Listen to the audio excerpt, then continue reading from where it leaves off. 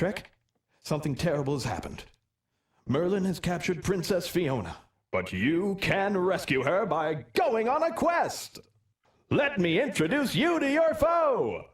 This former court wizard doesn't jest when it comes to evil.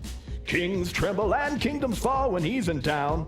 But working with royalty hasn't spoiled this sorcerer. He still enjoys messing up the lives of common folk and tormenting the innocent.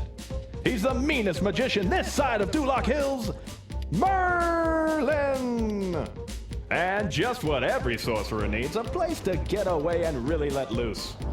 This hideous tower, nestled among the black craggy rocks of the northeast, is secluded so the neighbors won't complain of the screams. It also features dark stormy clouds illuminated by spooky lightning flashes. This is Merlin's Dark Tower Fortress of Pure Evil! Surrounding this fortress is a foul fog that Merlin has conjured to hide his wickedness. Only by performing good deeds will you be able to push back the fog and find Merlin's tower. This book of good deeds, bound in the finest leather-like material, will guide you to goodness, and if you jump into my magic mirror, I will teleport you to the places where good deeds are required. Tell you what, meet me over at the training grounds and I'll get you ready for your trip.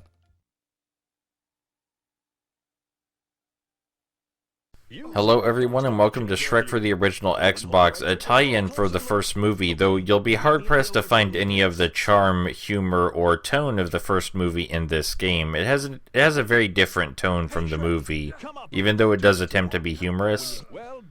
So right now we're just learning about Shrek's controls, and Shrek's controls are anything but tight or fluid. Shrek is a very slippery and fast individual, which is not what you would expect from Shrek. And that's something I think a lot of people felt when playing this game, was this doesn't seem very much like Shrek at all, in spite of Shrek being the protagonist. And this game has gained a lot of notoriety in this decade, at least, for certain game mechanics like this one, where we can fart and then light our farts on fire to make them explode. I recall there being quite a few videos that tried to turn this game into something of a meme, but frankly, I don't think it has that kind of potential aside from the gas explosion mechanic, because there's not a lot to react to in this game, and that's what those videos are about. They're about reacting to humorous things, and there's just not much fodder here for that once you get past the concept of the fart mechanics.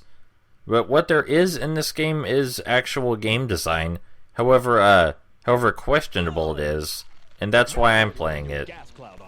Don't let this tutorial fool you, by the way. The combat mechanics are not deep or anything like that, and you're not going to be using the fart explosion for combat purposes. This is not a beat-em-up, it's a 3D platformer. Welcome to the world map. Most people start out in Mother Goose Land, but we're going to go for Sweetsville Industrial Park first, because I think it gives a better impression of the game.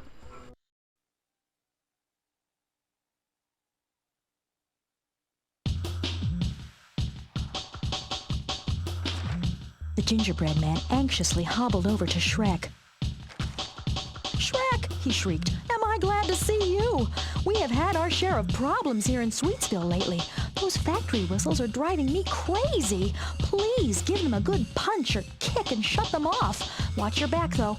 The factory workers might try to turn them back on again." So this is how the game works. We choose an objective, we complete the objective, then we leave to the world map and come back to complete another objective. Kind of like Super Mario. Now, many of the objectives do require some kind of strategy. For example, for this one, we have to shut off 5 whistles at once, but the factory workers will turn them back on.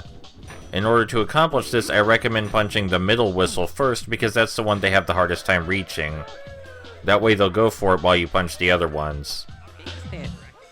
Good.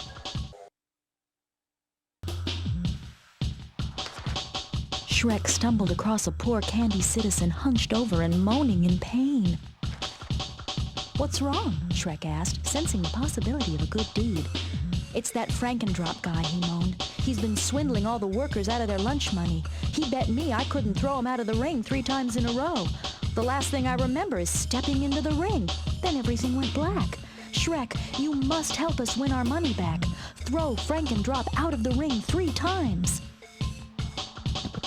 Now, it may or may not surprise you that this game got decent coverage. I've read quite a few of the reviews, and one of the reviews, one for IGN, claimed that you have to do a series of jumps to get to freaking drop that seems like you're breaking the game. I don't understand what they meant, because as you saw, I just did a single wall jump. It wasn't even in a very obtuse area, it was right next to his ring. So maybe that particular editor was just really, really bad at video games or something. Anyway, to get rid of Frankendrop, we have to knock him out of the ring 3 times. The biggest deal is his little buddy. He's the real threat here. After we knock over his little buddy, we can just use the kick button to knock Frankendrop out of the ring.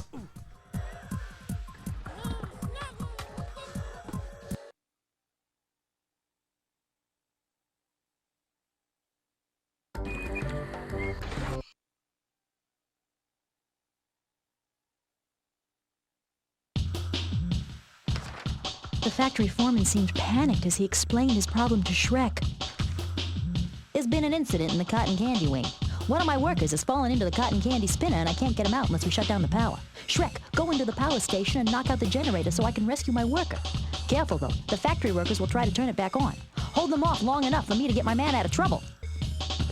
Here's another objective we must complete while enemies try to stop us. This one's a lot more difficult. We have to punch the machine to turn it off, but if the workers so much as touch it, it'll turn back on again.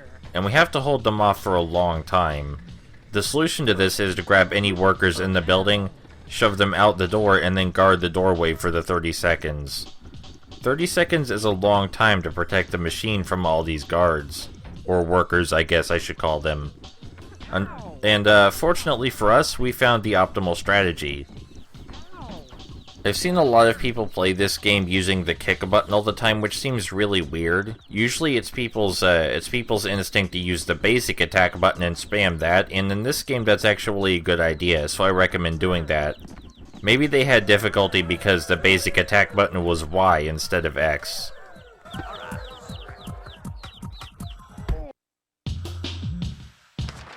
The factory foreman appeared aggravated as Shrek approached. Some gumdrop punks with slingshots have been vandalizing my factory. Do me a favor and kick them into the giant cement tubes while standing on one of the flushing units. Okay, Shrek shrugged. That'll lock them up for a while. The foreman nodded and winked. Shrek gave another shrug and began his search for the slingshot vandals. This mission is excellent for teaching players about the grabbing mechanics, which will become very important later. After we grab an enemy, there are 2 kinds of throw we can do. We can do a kick or a shove.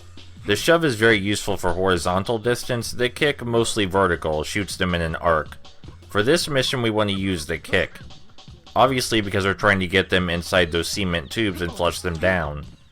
In spite of what basic logic might tell you, we can only use a cement tube once, and then we need to find another one. There are 3 slingshot vandals in total, and 3 cement tubes to go along with them. One of the cement tubes is on top of a building, which is why we needed to fling that slingshot vandal up here. And then we have to carry him across a narrow platform and kick him into the tube. This can be very frustrating if you miss, but it's relatively easy to line up properly because your target is kind of big. Now, if you goof up with the first slingshot vandal and drop him in the water, then I just recommend restarting the mission because getting him back up where he needs to be is not worth the time investment. The workers will chase and attack the slingshot vandals because there is infighting amongst the enemy AI in this game, which I guess is kind of cool. There are 2 more objectives for this location, but they involve collecting things, so we're not going to do those because they're not necessary. They're not fun. We missed. We're only going to be doing all the objectives that have unique elements to them, because we don't need to do all of them. But hopefully this first video gave you an idea that this game does actually have some design to it, even if it's questionable. And I'll see you guys next time for Mother Goose Land.